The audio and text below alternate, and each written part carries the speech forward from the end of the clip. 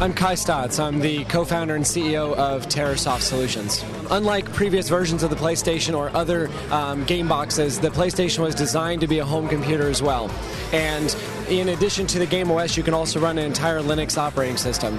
So last year, Sony contracted our company to develop a version of Yellow Dog Linux, which is our product, for the PlayStation 3, and that's what we're running here today. It's unique because the PlayStation can now be, for an independent, for a home user, it can be a movie player, an MP3 player. You can watch your home videos on it. You can also play games, and now it's your home computer as well. So we have over 2,000 applications that ship on our single install DVD. Everything from web browsers to your Open Office, which is a Microsoft Office compatible suite, web browsers, email clients, game, pretty much everything you need. Basically, you got a web browser. This is Firefox, which is a very famous open source web browser, and we've got a little thing running in the background that tells you about how the CPU is doing, all different applications that are running. A little bit more geek oriented, but it's kind of fun to look at how things. We've got game running.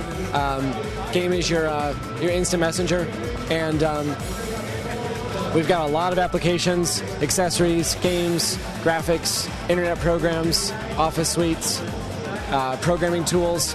And what's really nice about the PlayStation is that it's the same processor that's inside some of the really high-end IBM systems. So you can use the PlayStation as a development box and also as a front end to larger performance supercomputing systems that are built on the cell processor.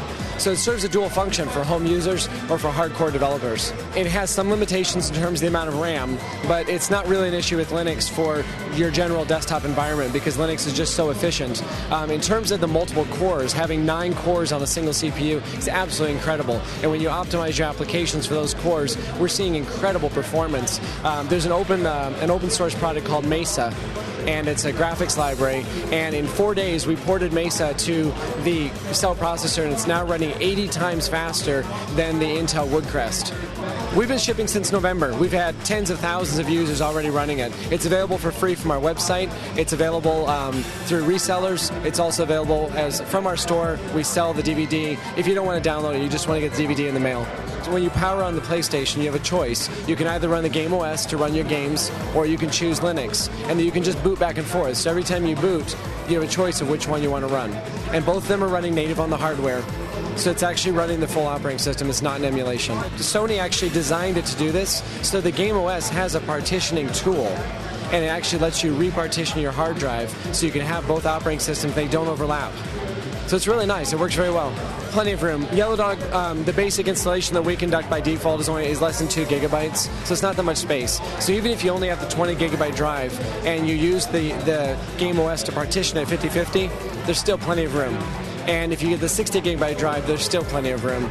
And we've heard about people online installing 250 gigabyte drives in their PlayStation, so already there's some pretty amazing expansion opportunities. The question is really about whether or not there is accelerated graphics capabilities with the GPU.